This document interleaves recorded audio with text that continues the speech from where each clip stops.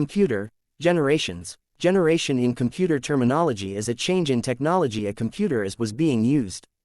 Initially, the generation term was used to distinguish between varying hardware technologies. Nowadays, generation includes both hardware and software, which together make up an entire computer system.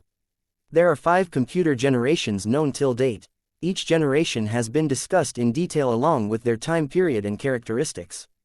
In the following table, approximate dates against each generation has been mentioned, which are normally accepted. Following are the main 5 generations of computers.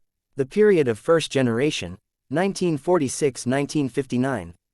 Vacuum tube based. The period of second generation, 1959-1965. Transistor based. The period of third generation, 1965-1971. Integrated circuit based. The period of fourth generation, 1971-1980.